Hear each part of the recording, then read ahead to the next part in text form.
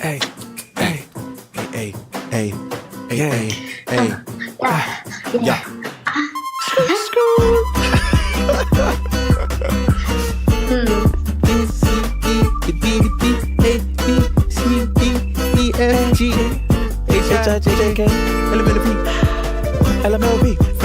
Feel like Andre 3000. A, B, C, D, E, F, G, H, I, K, J, K, L, M, P, Q, R, S, T, U, V, W, X, Y, and Z. Y and Z. Yeah, you gotta say Z now. Welcome to the 1,000 Story Podcast. We are your hosts, Najee and Luis. And today we have a special interview for you. Very special guest. With our good friend, Delanie out of New York. Actually lives in New Jersey, but she is engineering your favorite artists, or at least some of them, and also an artist herself. So give it up for Delanie. Thank you. Yeah. How you feeling? How you doing? What's up? Good. Pleasure to be on this conference call, podcast with you guys. Yeah, we're glad to have you. So let's break it down a bit. You know, we what do you do? We know. Who are you? We know. But for our audience, Yeah. Who are you? What do you do? How you been? It's been actually the end of last year was a little bit rough for me, but this coming year has promised some good things. I do way more things than I should. Typical creative all over the place. Yeah. That makes sense. But also just freelancing, engineer, singer, songwriter, photographer, and visual artist. Damn. That's a resume. Okay. Yeah. We see you. Got it. So as a visual artist, do you go just by Delanie, or do you have like a special name for that? Yeah, so like with my different things, I have three main different things. So my artist name is Lussix, which, cool. Side note, this name came about from in college. I lived in this dorm called Ludlow, and the cross street is Delancey and Essex. And these two producers I was working with, they were like, we need a cool name. And they came up with the name Lussix, and I was like, that's pretty dope. And it didn't work out, but I'm like, I'm going to take the name anyway. Swag. So, Swipe that name. I love it. So that happened. And then, my artist, like all the art I do definitely goes under just my name, Delanie Leyden. That's super cool. I didn't even know that, because when we met, we just strictly talk about your engineering work. Yeah. It's been a journey for me. I went to art school for college. Oh, cool. In New York? So that's where all that comes from. Yep. I went to the School of Visual Arts for like 2 years, dropped out, went to audio school because I realized I'd get a job. And here I am. I'm actually doing both of my majors. Wow. Weird. That's crazy. Well done. Well, that is incredible news. I'm glad you're able to actually be doing both of the things that you went to college for, because not many can say that at all. Yeah. Seriously. Like, you know. And you dropped. And she dropped out. Like, damn, that's just productive. Well done. Well done. You're like, I like this. I can do it on my own. So I assume you learned to engineer through school as well, or was that just visual arts? No, like when I was in high school, I had friends that would always record, and I would go to their houses, and they had Logic, and really I started learning through GarageBand when I was 16. So kind of just was like, I love this, and just took it further. That's awesome. Got it. Okay. So wait, so how did you get into? Because you were working at the studio. Yes. When we met, how did you get into that? Like, how did you go from GarageBand to Penthouse Studios? To Penthouse Studios, in the middle of New York City. Yeah, I was just that's crazy. So I went to the School of Visual Arts, studied stop motion animation. There was only 4 people in my class. Realized I wasn't going to get a job. Went to technical school. Finished the program. They tried to put me in a studio in like upper New Jersey, like North Jersey, upper New Jersey, North Jersey. And I was like, nah, I gotta work in the city. So I took like a 2-year hiatus and just like worked regular jobs. I worked at Forever 21. I ended up working at a smoke shop. It was dope. And then ended up becoming a real estate agent. I had like a semi breakdown. Yeah. What the fuck? I'm sorry. Excuse my language, but what the fuck? Yeah, I used to show apartments in East Village in Manhattan. Wow. And Damn. the money was good and everything, but like I just had like a breakdown, and I was like, if I don't do music now when I'm 23, I'm gonna regret it later, because I could always do real estate later and make a bunch of money later, you know? Yeah, for sure. So leads me into my breakdown. Looking on Craigslist, ended up answering an ad, so random. Answering an ad on Craigslist for this engineer. End up in the right place. This guy, I don't know if he went to school. My mentor, his name is Ty Golson. He ended up becoming the head engineer at Quad Studios. So he branched off and finally had his own company called the Music Development Agency. So I interned for them for a little while, but he would let me sit in sessions with him. And I ended up going to Premiere Studios for a New Year's party, and I saw some kid in my class. And I was like, oh my God, I haven't seen you in like 2 years. What's up? You know, and reconnect. Yeah. Yeah. And then things didn't work out with Ty's company. Just there wasn't enough work. So I hit up this kid that was in my class. His name is Andrew. And I was like, hey, are you guys looking for interns? He's like, yeah, it's the perfect time. You're hired already. Just come in. I was like, thank you. Because he knew I was working with Ty. He knew that I knew, we were in the same class. We graduated together. He knew I knew everything he did. I go in there and I go to the interview, and he's like, yeah, so it's everything they said it was going to be. You're going to be cleaning toilets. You're going to be cleaning this place. And, it's up to you to do, to take it wherever you want to do it. And I'm like, awesome. So I ended up interning at Premiere Studios for, like, I technically still work there. I'm like on call. Right. But yeah, so then I was working in a major recording studio, I was super stoked about. It was like my dream. I was like, oh, this is so cool. Quickly realized that interning it's fun, but not for 2 to 3 years. But I learned a lot. So while I was interning at Premiere, which is odd enough because the kid that I work with right now fired me for, I feel like anywhere you go, it's politics, it's relationship building. I don't like to call it politics. I like to call it relationships. It's the relationships you build with people. That changes my mind on that. That completely changes my mind on politics now. I'm going to start saying that. Relationships. Building. I'm just keeping the relationship. Yeah. I'm maintaining the relationship. That totally makes sense, though. Yeah, that's true. Anyway, go ahead. Sorry. So at the studio, there's kind of like a hierarchy, but not really. Like the way it works is there's the studio manager, the head engineers, and then the managers, and then the interns. So I was, I felt like I personally, from my perspective, I was like, I went to school for this stuff. I've been with Ty. I've been in these rooms working without really working like for this place. So I should be able to use the rooms. And that was far from the case. And I totally understand why right now the kid I work with, his name is Fahad. Shout out to Fahad. He's getting married.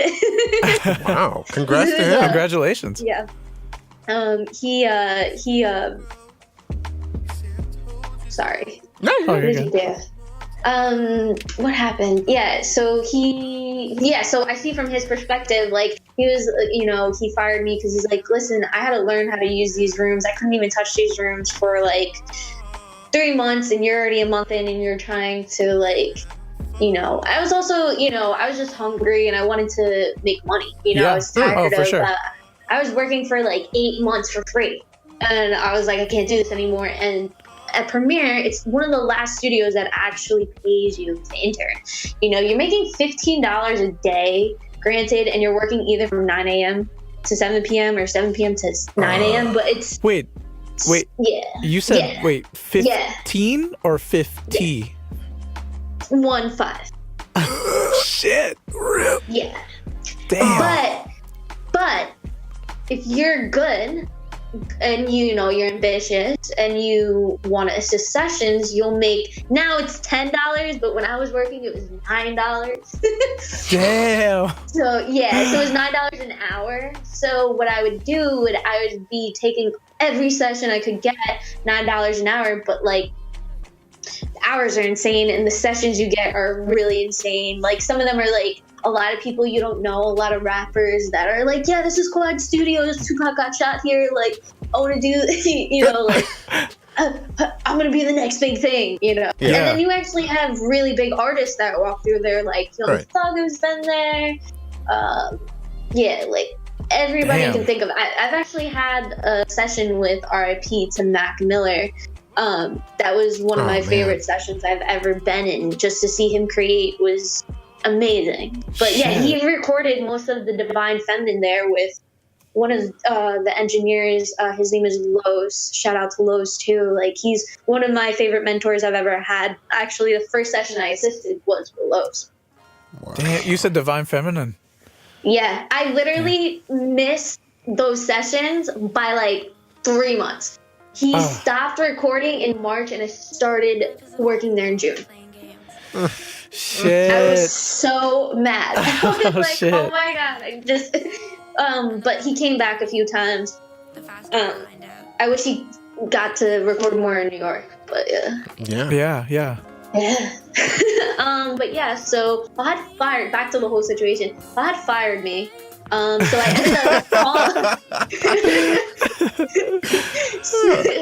So I ended up calling Ty and being like, because the thing was he was like, you know, you know, you have to learn how to use the rooms before you use them. And I was just like flat out, like, I was like, yo, free for all, like nobody's here, I'm gonna use the rooms, kind of a thing. Yeah. Which is totally the wrong way to go about it. So I put myself in a compromising situation and I didn't realize it. I was just like, yo, I just want money and I want to do my art, like you know, I'm ready for it. So I got fired. And I called Ty and he was like, I can hook you up with another internship. The whole thing, I didn't really want to rely on Ty to get me a job. So I never really asked him. He was like, you should have just asked me in the first place, because I was just like, I kind of want to do things my own way. Yeah, which makes sense. So he hooked me up with Blast Off Studios. I had an interview with Nick, who's also the head engineer over there. And they're a studio that does a lot of like Atlantic Records stuff. So I was like, awesome, this is great. So I sent my resume for like 2 weeks, and then I got rehired at Premiere 2 days after I got fired. Oh, that's hilarious. Wow. There was a situation where there's a listening session and the phones were ringing off the hook. There were so many people downstairs. It was for French Montana, and there's a bunch of like Complex and Genius and like everybody from all these big places were coming. And I'm just an intern, so I'm supposed to be answering the phones, running around, getting people, bringing them up. Right. Because you can't get up without a key pass. So I'm sitting down, taking a break after I clean the whole place. And I'm talking to another person that used to work there, and we're having a conversation, and the phone rings. I pick it up. Nobody answers. This is a common occurrence that happens there. So nobody answers. So I hang up. So then the phone keeps ringing, and then I was like, oh shoot, somebody picked it up, so I don't have to pick it up. And then next thing you know, some kid comes in and smacks like his hands together right in my ear. And I'm like, what the hell is going on? He's like, you can't pick up the fucking phone. You can't fucking hear the phone. And I'm like, what? Wait, hold on. yeah. I'm like, okay. So I got fired, and I waited upstairs, and I told, I waited for the booking manager. I refused to get fired. So I waited for the booking manager to come. Who is Glenn Swan. Glenn Swan is the man. He has helped my career tremendously as far as recording goes. He used to be a head at Sony, and he's now the booking at Premiere. And yeah, he's just a great dude. Like if you're really about the industry and you work for him, like he'll definitely take care of you. Good to know. Shout out to him. Good to know. Yeah. So, long story short, I told Glenn what happened, and then he's like, give me a couple days to think about it. They had a meeting with all the managers, and the managers were like, yeah, don't let her go. Like, you're kind of crazy if you do, because it's kind of like messed up what this kid did. It wasn't really my fault. Yeah, because I also screamed at him like 5 minutes after. Everybody. Didn't help the case, but yeah, definitely didn't help. But yeah, so they hired me back. So then I started, oddly enough, assisting Busta Rhymes sessions. Like one day, his engineer Gonzalo was the one who really put me on. He's the head engineer at Premiere right now. He this kid Jimmy, who's one of my good friends, he didn't want to sit in on the session. He's like, yeah, I'm not doing it. There's a reason why some of us don't want to sit in, because they're really long. They're like from 7 p.m. to 2 a.m. Wait, I get that's long. Is the artist there the entire time? Well, Busta, it's only Busta. Yeah, there every day, Monday through Sunday. Fuck. Monday through Sunday. So if he's in New York, like granted, he goes away. He's like, then you get a vacation for like 2 days. But he's right back home. He literally lives in New York, so it's that. But damn. Yeah. But yeah, so Jimmy didn't want to sit in, and I sat in, and like he for like 2 seconds, because another friend of ours, Colton, he was gonna be late, and so I sat in for like 30 minutes. He looked at me and was like, this is the assistant for today. And then I've literally been assisting him for the last 3 years. You're like, it's no big deal. Whatever. Yeah, like, and to be honest, like I said, I was like, oh, this is cool, it's Busta, but like at the same time, I'm like, I just want money. Right? Yeah, I feel you. Damn. I just want to work, and I want to use the studio for free. So. Like I feel. How can I marry those two things together? Yeah, exactly. So we started assisting for him. And I'm still working with them, but at Premiere, some stuff happened, and Penthouse Studios actually started to open. They opened their doors in April of 2017, and Busta was their first client. So Busta went upstairs to Penthouse, and they needed an assistant, and Penthouse didn't have any employees. They had one kid who's interning, who's also just a really dope artist. His name is Pete, but he goes by Pretty Boy Pete. Pretty Boy Pete? Pretty Boy Pete. Wait, so he Pete was or like... Pete? Pretty Pete. Pete. Oh, I thought he said Pretty Boy Pete. I was like, okay, like, cool. No. As in Peter. Pretty Boy Peter. PvP 3500 is his artist name too. I don't know. He changes his artist name all the time. I don't know what he goes by. Pete from the set. Pete, Pete Pretty Master. Boy Pete. Puff Daddy. Puff Dizzle P. Pretty P. P and a half. PBP. PB Exactly. and J. PB and J. So sorry. So no, that's good. So Pete was really their first intern, but like again, nobody really, like, no studio really pays. Side note, I also worked at Blast Off for like 6 months while I was assisting Busta. So I was working at Premiere and Blast Off at the same time. Damn. And Blast Off, so my days would be crazy. Like I would do sessions at 2 a.m. and then I would have to do this radio show for real estate at like 7 a.m. at Blast Off. Fuck. But they're like 2 blocks away from each other, so it wasn't terrible. Okay, that's not that bad. So I would have to like sleep on the couch and then wake up in the morning and then go there and then go back to premiere, and I wouldn't be able to go home until like the next day. I'd have an hour and like hit the gym and like shower and stuff, but like yeah. So I was like crazy, but at the same time, it was cool because like I kept seeing the same people from the like major labels over and over again, and they started being like, "Oh, you work there and you work here?" I was like, "Yeah, yeah, I'm like, a hustler, okay. homie." They're like, "Okay," no, I was able to build a lot of relationships just from doing both those things at the same time. That's super cool. And still, Blast Off didn't really pay their interns. I mean, you can work your way up to engineer and you get paid, but I was getting paid. So I was doing bus every day, and it's $9 an hour, and like kind of you're starting to make a salary if you're working every day. Yeah. So I was like, oh, this is dope. So I told Nick, I was like, yo, this is too much for me. Like, I can't do it. Right. I mean, like, yeah. Geez, like your plate is, I mean, super full. It's immensely full.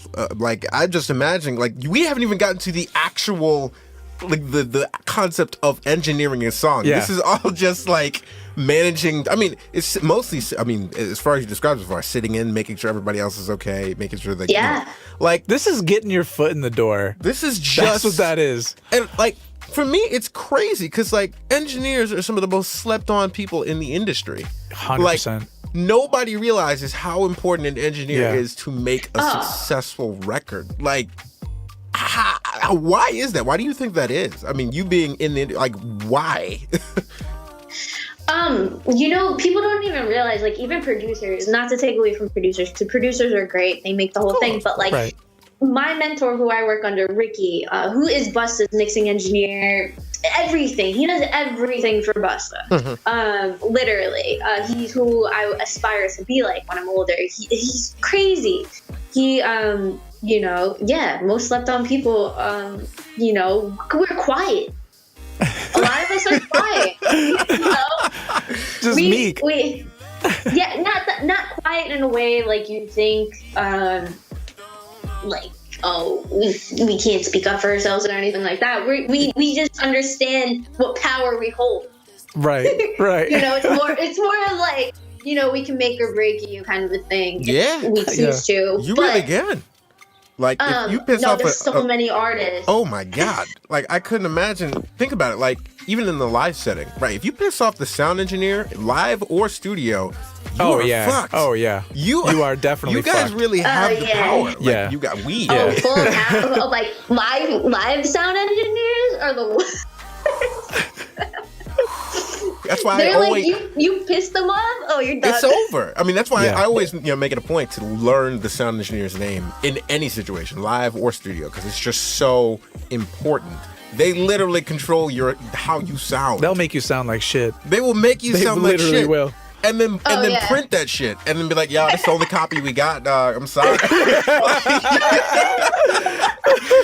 Yeah, I really wish I could tell you that we're so slept on, to be quite honest with you. And Najee, you too. Like, you're an engineer yourself, which is just amazing.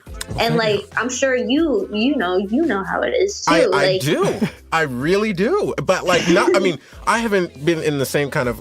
Could you call that corporate? I guess no. Industry. Yeah, it is exactly. It's the music industry's corporate version. That's the best way to put it. Yeah. You're an independent still. Yeah, you've definitely not ever crossed into corporate. Oh fuck that! I did interning for like 3 months with a producer who kind of was running a production base area out of his advertising agencies. Like they gave him an extra room after hours.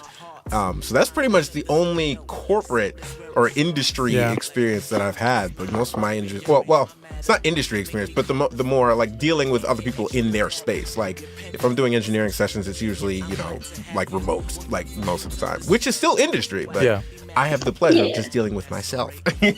What does it entail? I mean, to like engineer something, like what is it that you're working on? Because like for me, I feel like I probably do that, but I don't know exactly what it is. Because like, I record produce my own shit. And so I'm just like, where is that in the mix? Because to me, I'm just like creating. It's just an all-inclusive process, you know? Yeah, so for me, my whole major thing is like, and what I love to do, and the whole reason why I started even interning is because I do love mixing. I love the genuine craft and art of mixing. There's so many, there's so many like great people that mix. And I feel like in order to be a great engineer, you need to know how to do a little bit of everything. Mm-hmm. You know, you need to know how to produce. You need to know how to have a good ear. You need to know how to mix. It takes a lot of like patience. Yeah. It's skill and kind of like a lot of like suave. Like you gotta keep your cool all the time. When I first started, I would freak out. I used to freak out. Worst engineering move you could ever make, freaking out. Like one of the first sessions I really started. So I started working at Penthouse, and then that's where I really started to engineer. And the first session I really had engineering was this really dope artist. His name is That's Him, and he's like super dope. He's like in the lane of like Bryson Tiller, and I was like, oh, finally I get to work with music like I really like. Meanwhile, the auto-tune was fucked up. There's mad delay. I'm like freaking out, and like he even said to me, he's like, you know, and then this happens a lot too. It's like every time I'm engineering, somebody walks in the room, they're like, oh, I've never had a girl engineer before, and shit. he didn't say that to me, and he was like super cool, but he was like, you know, if you weren't a girl, I probably wouldn't have given you a second chance in engineering. I would have just walked out. Oh shit! Wow! Damn! How has that been though? Like, I mean, and you're an independent woman. You're a strong, independent woman with a lot of strength. Yeah. Say it with your chest. You know what I mean? Oh my god! But I mean, you have to develop that though. I mean, like you have to develop like a no bullshit attitude, especially as a woman, because people are prone to just either overlooking you or just dismissing it. Like, how has that been for you? Just being in that kind of space and that kind of headspace. You know, it's so weird. It's a bit of both. It's a bit of like good and a little bit of bad, because you know it gets frustrating because people don't take you as seriously. Like, you know, I love Busta to death, but I can tell him I'm an artist blue to his face. But you know, it's gonna take me doing my thing for him to be like, okay, I get it. Right. You know. Yeah. And same thing, you know. But it's also because there's so less of us. You know, I try to look at it as a positive, because you know, I would love to do stuff with girls and tell them like, hey, you know, you can do this. It's like a thing. Don't be scared by the dudes. Just tell them to shoe off, and we're just like be. And that's the thing. Be better than them. Like you know, the reason why I'm in the position I am in is not because of anything but my skills. Right. I'm really good at using Pro Tools. Like, I love Pro Tools, and I have a passion for it. I'm better than most of the boys. Yeah. So, way better than me. You know, it's I've never opened Pro Tools in my life. You mean you're far better than me. It took me a while to get the hang of Pro Tools. I'm still nowhere near like a master. I can function. I can get around. If I'm in the studio, we'll be all right. But like, you take it to a whole other level. But it's crazy that you have to take it to a whole other level just to in be order in the to be same, recognized. Like, that's crazy. That's bullshit. You know, it's like, I think Chris Rock said it a while ago. He was talking about just like black people, how they have to basically be either ballers or like top CEOs or basically the top of their game just to be recognized as the average white dude who plays golf, you know, to be in the same conversation. And I feel like a lot of women face that as well, that kind of just difficulty. And, you know, it's gotten to the point where even Louise, your mom, like, she's just so driven that she doesn't notice it, but she has to work through a whole bunch of extra shit to be at the top. And as a result, I mean, her mind and her skills are like top notch. They're Yeah. incredible. But it's like, damn, why do we make women work that It's much crazy. harder? Like, they're good. Let them exist as they are, you know? And it's interesting, like speaking of my mom, I feel like she's turned a blind eye to it because the more that she focuses on it, the more that it just like destroys her focus on the actual Right. work. You know what I mean? So I don't know. It's really interesting because like, yeah, just talking to her, she's just like, I don't notice it.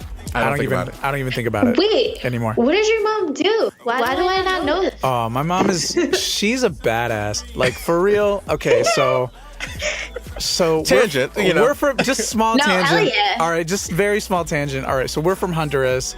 So she like, you know, we grew up in a third world country. She finished high school and then she had me when she was 19 and didn't end up going to college in this third world country. Somehow made it to this company because she was like developing this new way to do like logistics, which to her just kind of came natural. So she got in with this company called Avent, which was then bought out by like Kimberly Clark. And then she like ended up moving to the States, and she was like one of the first people to like take the Apex test, which is like a super important test in like the business world. It's like equivalent to like a master's or better than a master's. Got it. So she did this before she graduated college, technically. Right. And then she went to like the University of Phoenix and graduated from there, and then did her master's here in Erie at Gannon. So, and all the while she's just been like moving up, and she's like a director of something for. Which farm? Like Is it a pharmaceutical? It's a farm company She's called West. fucking Yeah, up there. She's up. She's definitely like I love made it. that. It's crazy, and I I'm love yeah. that. yeah, she's incredible. So Like, she's a Latin woman and just Yes. made it to, made herself basically. she completely She made it to the like, top. She's at the top. She's at the like such a top where it's like she's like people ask her to take on more responsibility. And she's like, nah, I'm chilling. Like I don't need all that. Like she's like, I'm good where I'm at. This is a comfy amount of money and infinitely less responsibility than that position. So I'm straight. Yeah. Like she is set and she's just killing it. And she's super cool. Yeah, Incredible. you got to meet her someday. She's Definitely gotta really meet her. one of the coolest Yes, people I- I know. I would love to have a conversation with her because I Yeah. love women that like that. Or it's not even women. It's Just just people. Yeah, people with mindsets like that. They're so rare sometimes, I feel like, to come by, but also not only as well. Like I feel like the more you have those conversations or talk to people with those mindsets, it just expands, and I love that. Yeah, Yeah. it definitely does. I've just talked with her a few times and just picking people's brain like that. Like anybody who's in that side, like it's so important to find a mentor or just find somebody that you can be inspired by because it definitely helps shape the way you operate 1,000,000%. Yeah. In fact, I think I heard something where it was like, always have somebody that you can teach, always have somebody right on your level, and always have somebody that you can learn from. Like, and you will be okay. You'll be more than okay. You'll thrive. And I've always tried to I've naturally followed that without even noticing it. But I've tried that consciously now that I know it. But yeah, she's up there. She's that's doing incredible interesting. things. See, I always ran through always be surrounded by people who are like just smarter than you. Right. You know what I mean? It is not to say that I'm not smart, Right. but like to people who I view and respect as like being like very knowledgeable people. So I don't know. You are who you surround yourself. Oh, for sure. Speaking of true. which, surrounding yourself in like, why? I mean, New York, obviously the land of opportunity, but like, what's keeping you in the New York area as far as engineering goes? Because there's LA, there's Atlanta, there's Nashville, there's. So engineering is not all that it's cracked up to be, and hence what happened to me. So I started interning at Premiere, and I was making money. A huge factor of me not being able to move anywhere is just my financial situation because I've just been freelancing, and with freelancing comes you never know when your next paycheck's gonna come. Highs and lows. You got to save for those rainy days. So I was saving for my rainy days, and I started working at Penthouse. And unfortunately, their whole system there was completely different than Premiere. They would only pay for engineering. They don't pay for their interns. They pay $25 an hour, like, so basic minimum, and this is a standard. So if you are an engineer listening to this and you don't know what to price yourself on, never go below 20 if you're like super non-experienced. But if you have some experience and you know what you're doing, and by the way, Pro Tools is just like, it is like a craft. Like I've seen people not even use the mouse and do like crazy things. Shortcuts are bought. Yeah, shortcuts are king nuts. in anything. Everything. It's so crazy. I like don't know. Like some people are machines. Like I'm like, I don't know how you do this. This is not, and they're fast. Like fast. And I'm like, I don't. Yeah. That noise was enough. I love it. So starting base is 20, but 25 an hour is what you're really supposed to be making. Mm-hmm. And up from there, you move 30, whatever your experience. So I was doing sessions for $25 an hour, and then eventually I moved up to making $9 an hour. Mm-hmm. Now, comes back to the politics, which is like relationships. So the relationships between people got distorted somehow between everything. I unfortunately had to leave Penthouse because of just multiple reasons, but the main reason why was because I just noticed, I wasn't making enough money. I didn't want to take the sessions that were coming in because I kind of I chose my creative freedom, and this is a path that I keep choosing over everything, is trying to be happy, and also just creativity, That's the whole reason why I stopped doing real estate and pursued to do interning. I kind of took a leap. I didn't have enough funds, and I kind of just was like, I just want to see what happens. Kind of fell flat on my face, was still kind of without a job for a little bit, but in the means of that, in the midst of that, I kind of do some photography gigs here and there to just keep myself afloat, or just been getting by. But New York is my home. From New York, so I stay in New York. So that's the only reason why I'm here. I got very lucky.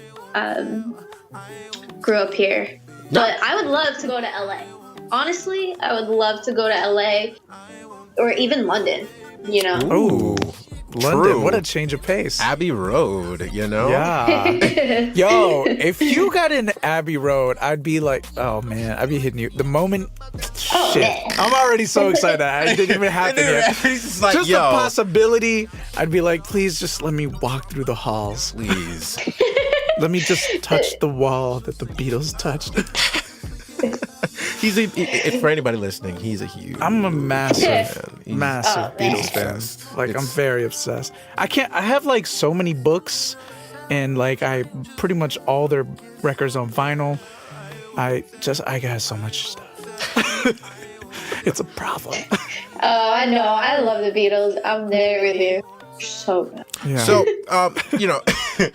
I know you would like that. That would be an incredible thing to have happen, just to be able to engineer basically anywhere. I mean, that's the demand for anybody freelancing, to be able to do what they want when they want, where they want. That's obviously the goal. But for you, because you're an artist as well, and that is an important priority to you.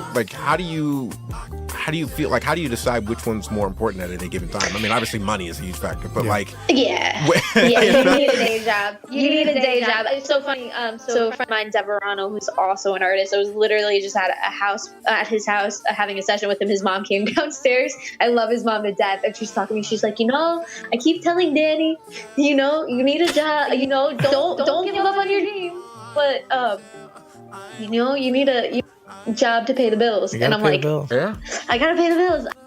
But my whole thing is I refuse to kind of get a job that isn't I have skills in Pro Tools. Not only just music related, just I have a skill set, and I love Pro Tools. I need to make I feel you. Yeah. If you that makes sense. Definitely. If you loved it that much, do it. Yeah. That's why I've been so fortunate. But that's another reason why I had to leave Penthouse as well. I just kept getting these artists that were granted, now there's dope artists that roll through there now. Again, the studio was just starting up. This was about a year and a half ago. They've finally established themselves in New York, and they have they have major artists come through all the time, but then you always get like the random one, and sometimes they're not really that good. And then that's another skill set that you need to have as an engineer. You have to put your creativity into it, and then now you're basically producing for that person. So now they're sucking all your creativity out. I talk to my mentor Ty about this all the time because he's the same thing. Like he went from being a head engineer, and he's engineered for everybody you can think of. And he even says he's like, I just love producing. I don't want to be like a Kanye West. Like I want to produce. I have to. And he's like, yo, I'll throw you some work. Like I need to keep my recording clients, but like I cannot do this anymore. And it's because of the state of music too. It's really what people say. People literally get fucked up, like just ramble a bunch of fucking words, and it's the engineer that's putting it together. Like, damn, I've gotten side story and a note, like perfect example. I engineered for Famous Dex, and he yelled at me because I couldn't tell where his verse began or ended, but he was on lean.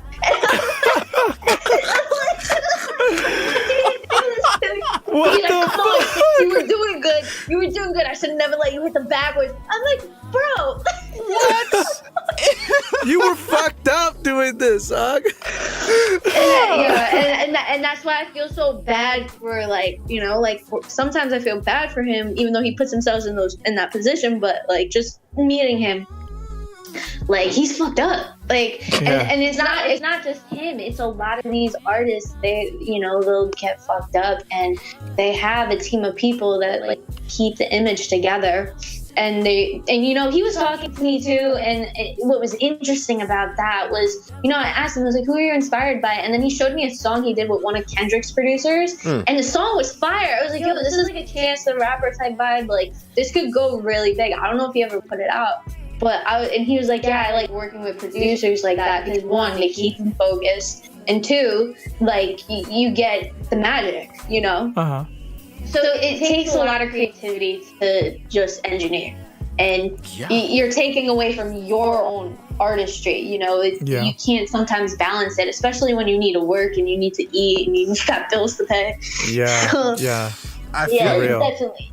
So would you say that your artistry right now is more attuned to like the engineering direction as opposed to your own? Like, do you prefer, or not prefer, but like, which one do you think is more developed? Like being able to kind of be that producer, engineer for other people or for yourself? Like which one feels more natural to you?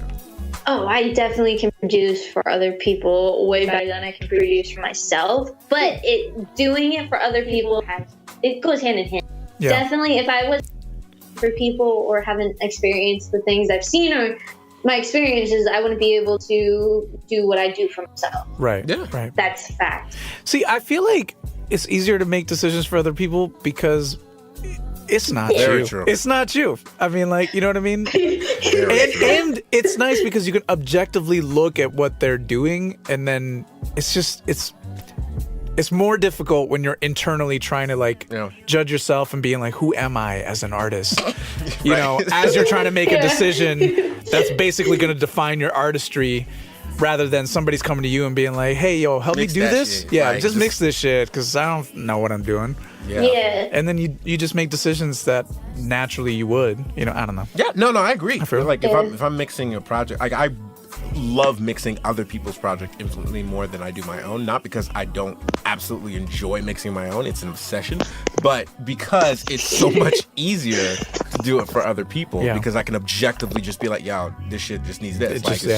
Like I don't know what to tell you, but like whatever the artistic intention is, like this is trash or this is not trash. It's like I can tell you right now, I'm listening to it. I think I definitely got one of those from you. Like, yo, you just need to re-record that.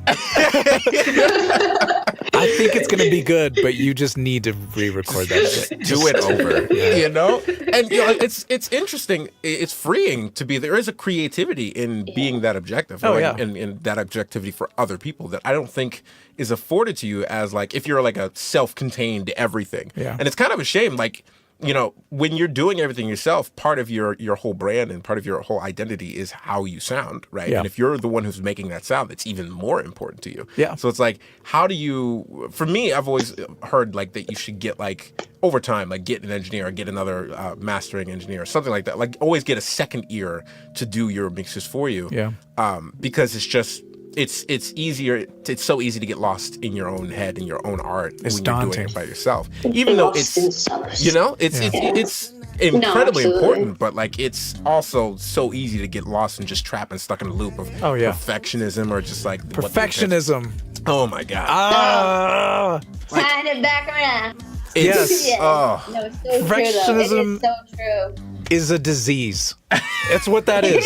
It is a disease, man. It is. Like, I'm sick with it.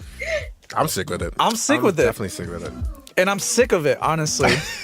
Because like legit, like I'm like, oh, it's just not perfect yet. And then I never release my work because I'm like, I'm just trying to be. We do have the same problem. We have the same disease. All three of us have it. All three of us. And probably everybody listening too. I'm not gonna lie. We probably all have it. It's important. It's important, but it's to a certain degree. It's important to keep it in check. I think that's one of those things that you're not really gonna learn in school. In fact, it might be exacerbated in school because people are like, you're there for literally a grade, and a piece of paper. Like, make sure this is sonically accurate, blah blah blah blah blah blah. But it's like, that's one of those things you just learn over time on the job in experience. It's just like, you got to let some shit go. At some point you just have to say, this is okay. This is good enough. Do you know, like, what's something that you've had to learn on the job or like that just you were not taught in school, just 100% experience? Like, what's something that an up and coming engineer should be prepared for in that regard? Let it go. Let it go. No, it's so true. You definitely have to not take things personal and let it go. Sometimes things are 100% out of your control, and a lot of engineering, you're dealing with personalities. And a lot of different, and especially I'm from New York, so you get the whole spectrum. You get the quietest person who's super chill, and then you get the most in your face, obnoxious, fuck you, you're wrong. So you gotta that's what I'm saying, especially for engineering, you gotta be able to keep your cool. And the best engineers I know, you'll never see them sweat. Never. And which I'm the complete opposite. That's why, it's hard for me. That's why another reason why I can't really talk about artists. Because I'll get mad emotional and mad, and that's and that's a part of my artistry is I'm I can't passionate. Yes, exactly, passion. So but I feel definitely keeping the cool.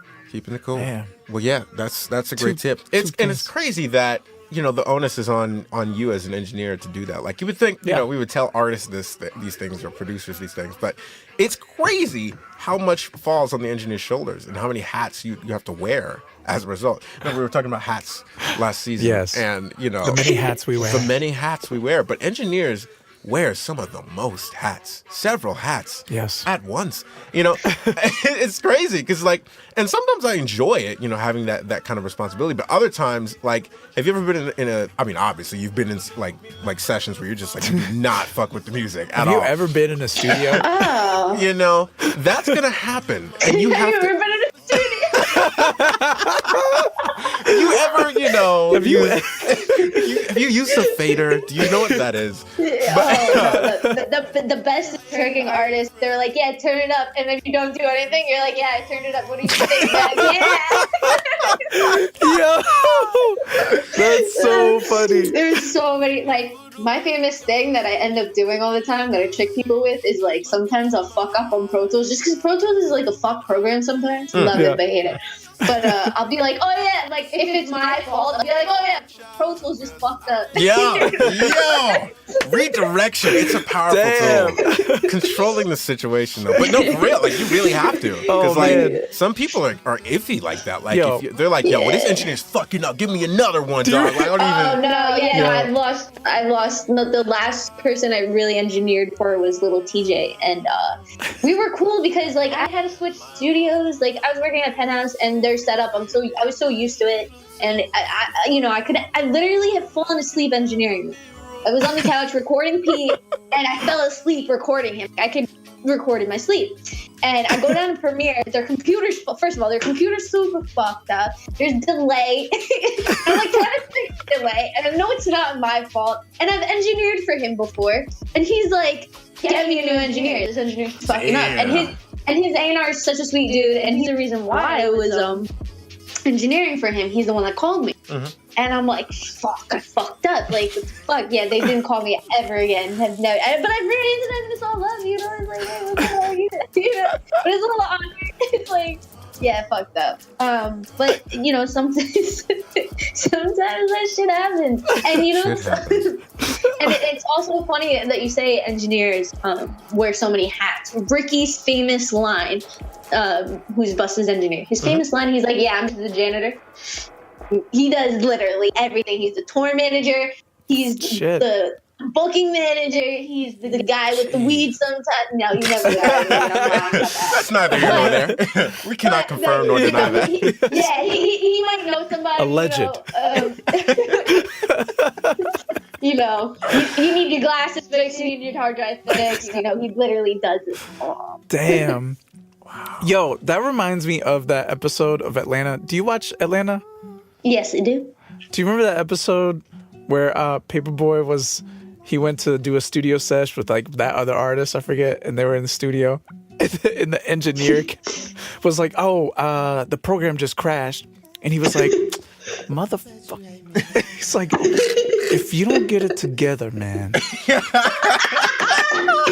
And then he turns to Paperboy. He's like, "Yo, bro, roll another blunt, man." Yeah, he was like so pissed. He was like, "Yeah, bro." Yeah.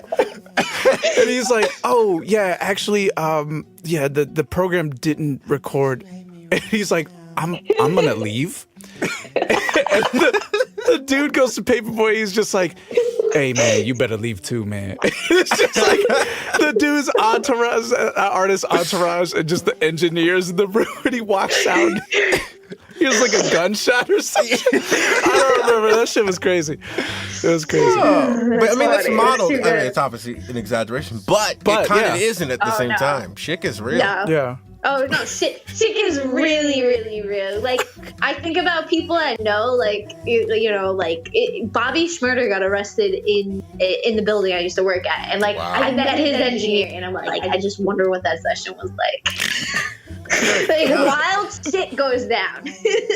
Oh my god! I mean, with this, basically, you know, it just sounds like engineering or the music industry in general, but specifically engineering is kind of like this wild west of you know, just like trying to do your job but having to deal with so much extra shit on top of it. It's so funny because I didn't mean to interrupt, but I had this friend who was an engineer. He did.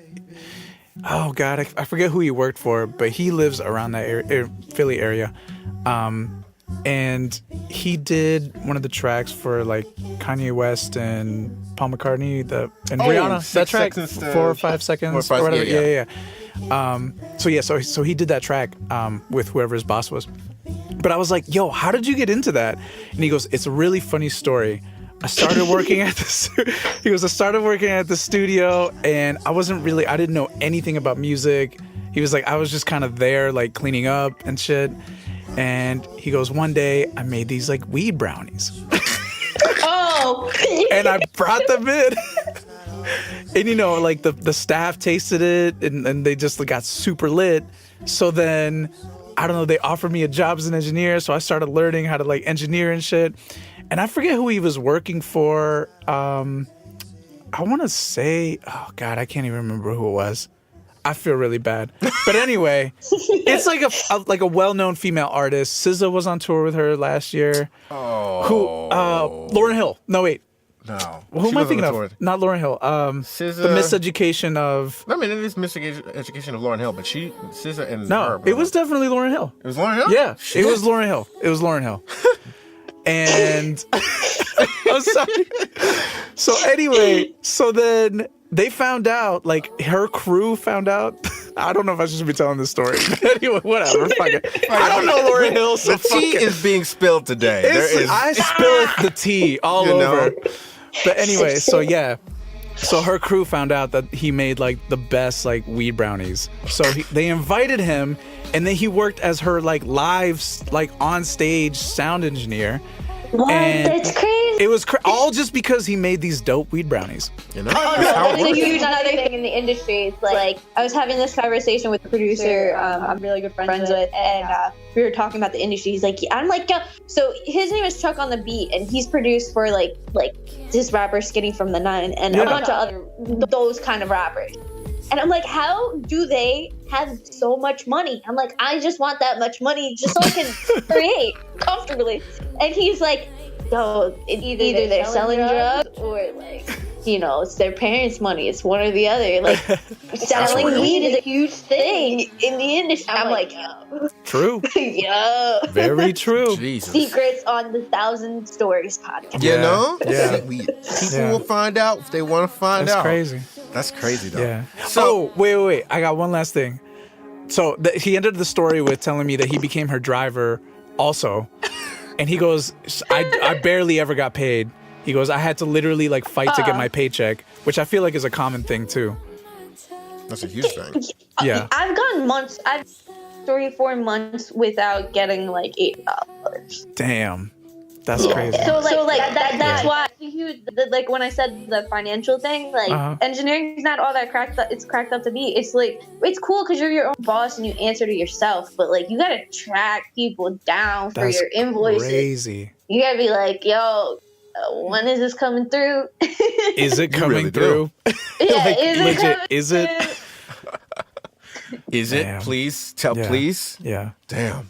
Well, I mean, kudos to you for staying in that and enjoying. I mean, yes, you enjoy the craft, obviously, but just being able to like just thrive in that and actually push through it and still, you know, say at the end of the day, I'm an engineer and I'm doing great shit. Like that takes a lot because for me. I have a very small threshold with people. No, I have a large threshold, but like once you cross it, I'm done, you know. And to be I've seen able that to happen deal, before. you know, it rarely ever happens, but when it does, you know it happened. You know, so kudos to you for being able to be in that kind of environment every day. It's like, you know, like it's kind of along the same lines as, you know, being like a prison guard or like, you know, like the amount of stress that you have to go through babysitting or even not babysitting. Yeah. No, but it like is The artist, yeah. essentially. I mean, that's really what's happening. I've babysat before. Oh man. Oh God. I know the connotation of babysitting, so Oh no, I'm like talking that I've literally babysat before. We're an artist. oh shit. Oh man. Well, But also on top of like, yes, babysitting them as well. Damn, Not that's only for their crazy. kids, but them as well, I That's mean, hilarious. This has been an incredible insight, I think, into the whole industry because most people wouldn't know this. Yeah. They don't know this. Secrets what of goes the industry. down in the industry. So thank you for, you know. Oh no, absolutely. Doing Anytime your they can part to find out. expose. You But know? like it takes a lot. It does take Yeah. a lot. So, I mean, is there anything else you want to leave us with before we, you know, kind of say goodbye to the listeners? I mean, because this has been invaluable, and we'll have you back for sure. There'll be more. Oh no. I want to know, Luis, when are you dropping your EP? You know, it's being worked on. I was just talking to Najee about it a little bit ago, but I'm definitely working on shit. I'm super excited Yeah. for that because I know you got some works. And Najee, I'm just excited for your music. I do want to say not only thank you guys for having me on this podcast, but the internet is a beautiful thing. Yes, And yes, it is. You know, when we met and we hung out, I said this to you as well. Like, you literally are one of my favorite artists. And, you know, I'm so blessed to not only call you a friend and work with you, but yeah, so dope. I'm like, Damn.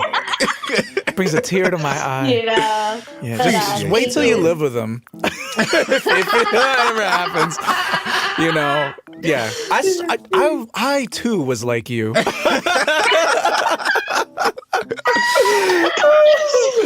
I'm playing I'm playing, man. I love you. God. Love you too, bro. Damn. It was just funny. It was just, that's the only reason I said it.